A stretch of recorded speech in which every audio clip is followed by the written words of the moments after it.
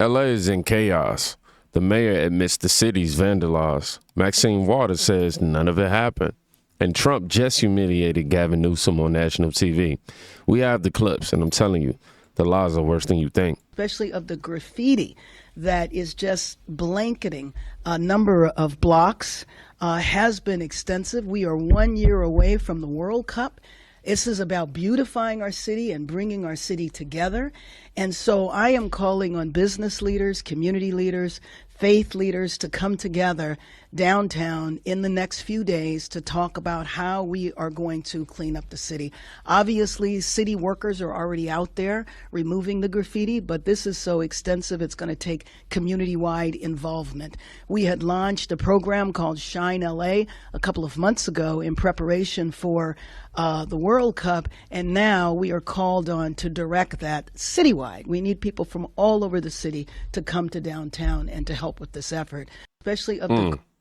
So we're going to start with this clip, obviously.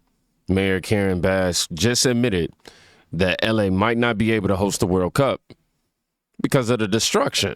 You just watched it. You just heard it. So that's not rumors.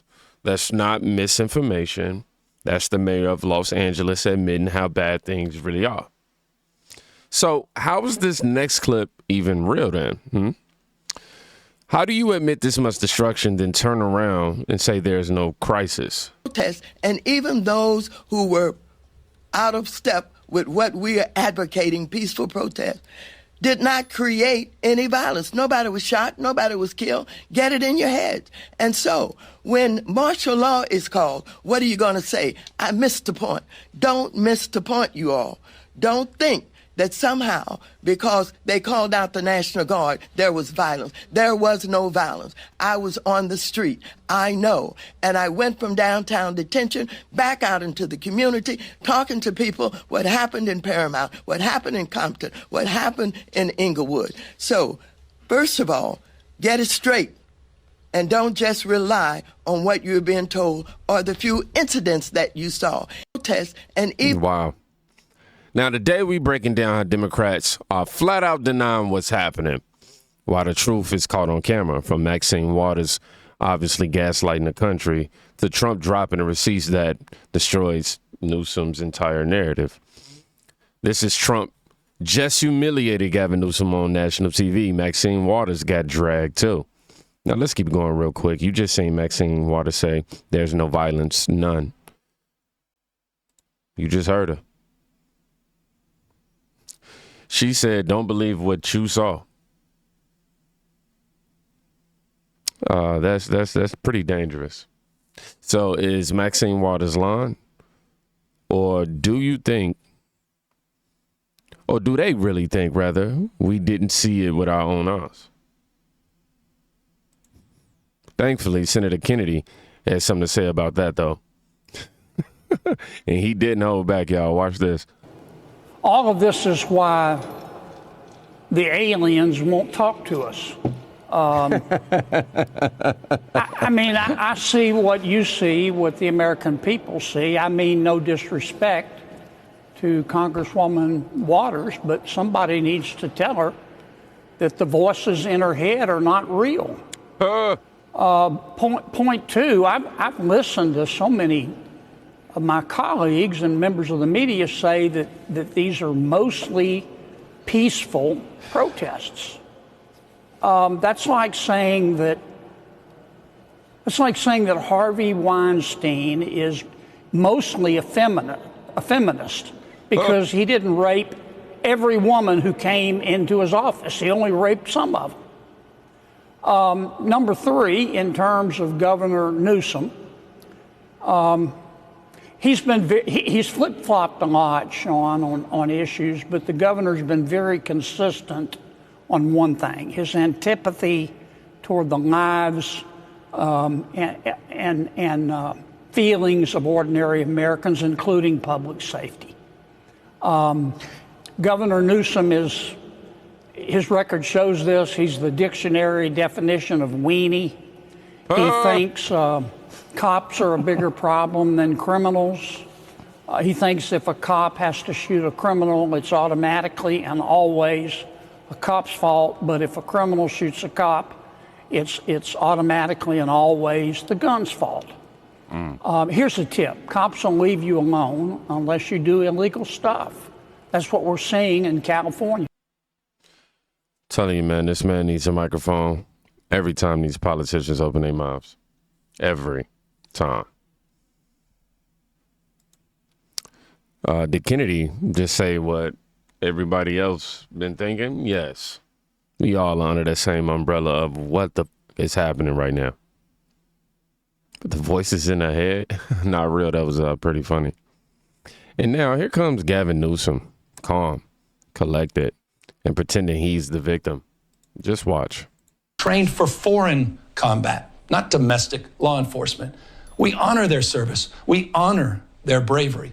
But we do not want our streets militarized by our own armed forces. Not in LA, not in California, not anywhere. We're seeing unmarked cars in school parking lots, kids afraid of attending their own graduation. Trump is pulling a military dragnet all across Los Angeles, well beyond his stated intent to just go after violent and serious criminals.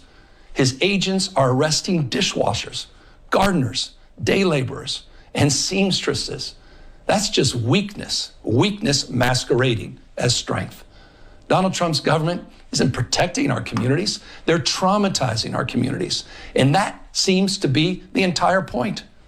California will keep fighting.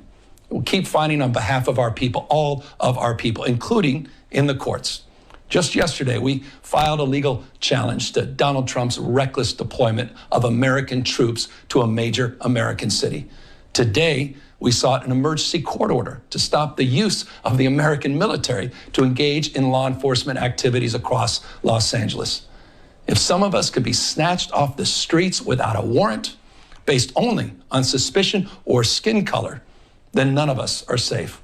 Authoritarian regimes begin by targeting people who are least able to defend themselves, but they do not stop there. Trump and his loyalists, they thrive on division because it allows them to take more power and exert even more control. And by the way, Trump, he's not opposed to lawlessness and violence as long as it serves him.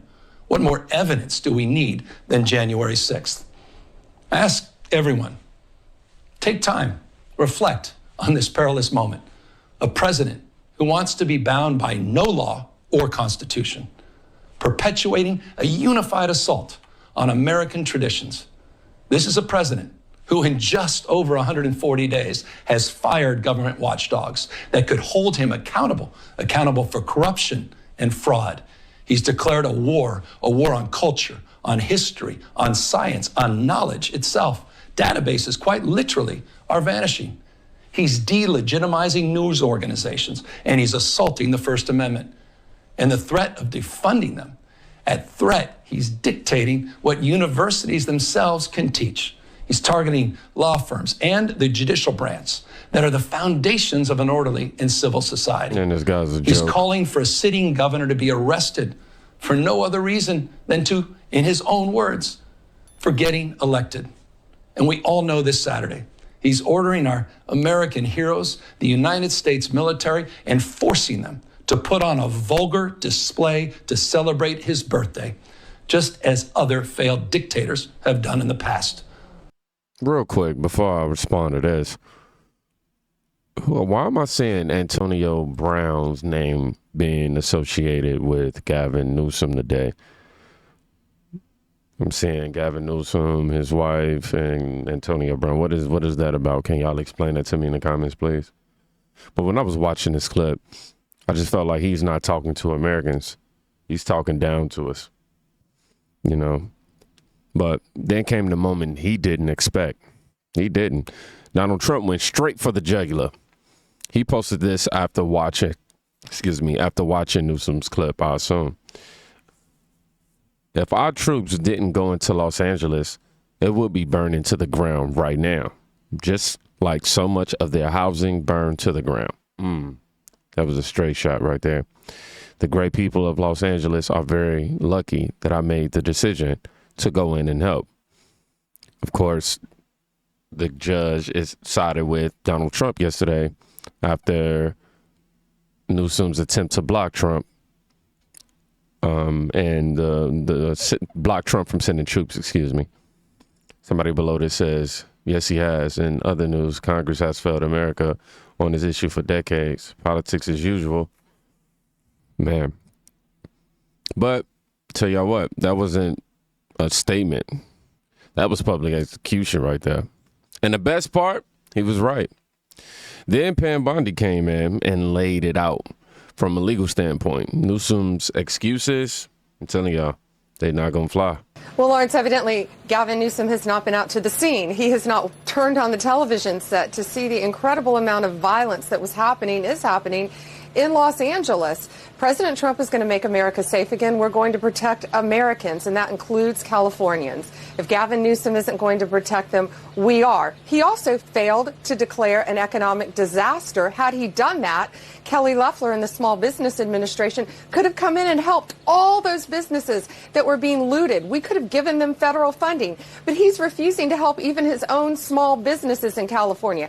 And if you loot a business in California during this, we're charging you with robbery under the Hobbs Act. No longer are the days of non-prosecution for looting. It's a criminal act. You've seen on the news all these stores being burglarized, vandalized. We've also seen, Lawrence, all of our police officers, all of our federal, state, local law enforcement officers being abused out there, trying to keep California safe. Jointly, we've all made over 190 arrests, more coming. If you hit a police officer, you assault a police officer, state or federal, we are coming after you. So, Molotov cocktails, no longer. Now, I've been seeing mixed reviews on Pam Bondi. Obviously, you have this comment. So now Pam Bondi wants to protect Americans but cannot prosecute Comey for making an assassination threat against Trump. She cannot protect an Epstein victim from being all talk from Pam, but she never misses a beat. But I'll say, man, no backup, no protection, and now no credibility. But it gets even crazier, y'all. Now, this one is wild. A Marine in uniform stood at a protest and said she's not a pawn for Trump's agenda. Look. We are not pawns for Donald Trump's agenda. Why now? It's because the military was called upon innocent protesters. We, in our oath to serve, we serve the people of the United States. The Constitution, these constitutional rights are being stripped and just denied, and the military will not be pawns to that. So I'm calling upon the conscience of military members who served previously and now. We have a conscience, we have a mind, and we have a duty and moral obligation to say no and resist evil. We are not pawns. Now, this is going to split people down the middle for sure. But this happened, and people need to talk about it. So I ask, should a uniformed Marine be allowed to protest the president? Yes or no? Let's talk about it, y'all. And the media, they're not even pretending anymore. I'm serious. MSNBC, as I like to call it, or MSNBC, just went all in on defending illegals. Watch this. How unusual and how unprecedented the size and the scale and the scope of the immigration enforcement operations that took place in Los Angeles, starting with right here at this Home Depot in Cypress Park at 7 o'clock, 7:15, 7:30 on Friday morning, were and why they led to those protests. The big picture is Los Angeles is a so-called majority-minority city and a majority-minority state. There are more people of color that live in Los Angeles than white people at this point, and many of those people are undocumented. By some counts, 10% of the population of L.A. County, one of the largest counties, the largest county by population in the United States, is undocumented, maybe as many as 1 million people. Those people are our neighbors, our coworkers, our classmates, our friends, our parishioners, fellow parishioners in churches. They are part of the fabric of the city of Los Angeles. And not in the last many decades under Democratic nor Republican presidents, despite the fact that you had presidents with big deportation programs, Democratic and Republican, as you have so often reported, have we seen the type of immigration enforcement we saw play out on the streets of Los Angeles on Friday. And that struck fear into the heart of not just the undocumented community here, but of many U.S. citizen family members of undocumented people and many U.S. citizens who know those people, because that is removing people from this community who have been here, if not their entire life, virtually their entire lives. There are so many mixed status families that live in Los Angeles that might have an undocumented parent or relative and U.S. citizen child or cousin who, we've talked about this before. The family separation policy of the first Trump administration in 2018 was a deliberate ripping apart of parents and children at the border to separate those families and inflict pain on those families. But when I say mass deportation is family separation, when I say those signs that were held up on the floor of the Republican convention, as I talked to you from the floor of that convention, was a sign of what was to come and why that is also a form of family separation. It is family separation in the interior. It's taking parents away from their children, not at the border and not in detention centers, but at a Home Depot on a street corner, or outside of a school, or at a workplace in the fashion district where they might be working in a factory. It's a different form of family separation, and it's exactly the intent of this administration, modeled after, Nicole, Dwight D. Eisenhower's 1954 operation with a name so racist, I'm not going to say it here to you right now, but there resulted in 1 million Mexicans and some Mexican Americans being sent to Mexico in the wake of the Bracero program, coming here legally in the 1950s. That's what the Trump administration is modeling this program after. That's their stated goal.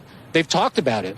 And so now we're seeing it effectuated on the streets of the largest county in America, second largest city in America, with the largest undocumented population in America, where those people interact. I say those people, we all interact on a daily basis here.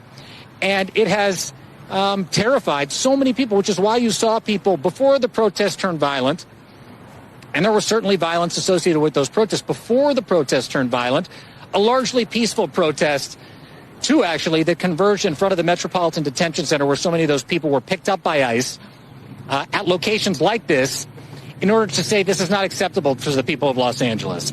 The undocumented people, the documented people, everyone who knows how important that community is to the fabric of this one, Nicole. My question is, why does the media sound more emotional about illegals than they ever do about American citizens?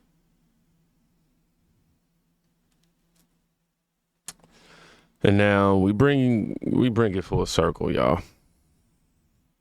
Every clip I have is with intention. After admitting LA might lose the World Cup, Karen Bass says this crisis is manufactured by Washington. Serious, y'all. I wish I can be telling you I'm joking, but this is not a joke at all. And secondly, are you concerned at all that there are people out there who say, well, the city of Los Angeles is harboring dangerous individuals? No, I think that is fiction. Are there dangerous individuals that are here in Los Angeles? Yes. Are we harboring them? No. I think that the idea that what is going on here is chaos and we need federal intervention is just not accurate. It doesn't paint an accurate picture of what's going on here at all. And really what is going to help would be an end to the raids. For a city not to know when, where, how, or why raids take place, you can imagine that the entire population of immigrants is very unsettling. I also have to tell you an example of people who went to their annual appointments. You know, they're here legally. They have papers. They're supposed to check in with the immigration office once a year. Even they've been detained. So I don't think that there is a crisis here that is happening at all, except for one manufactured by Washington. Wow. I want to note that the Cartier family says there's absolutely no accountability with these Democrat leaders. Your city is being looted, cops are being attacked, and cars are being burnt to the ground. But sure, blame ICE, they say. To this clip, I say that's not a spin. That's straight delusion, what I just heard. And it's what happens when they get too comfortable lying without consequences coming their way. They lied. You saw the footage. They got caught. So now it's on us to make sure everyone else sees it too. If you've watched this far, you already know this isn't about politics. It's about the truth versus the lie. So drop a comment. Let me know what clip hit you the hardest, and share this before it potentially disappears. Y'all be safe. Go check on somebody today. You could be saving their life. Peace.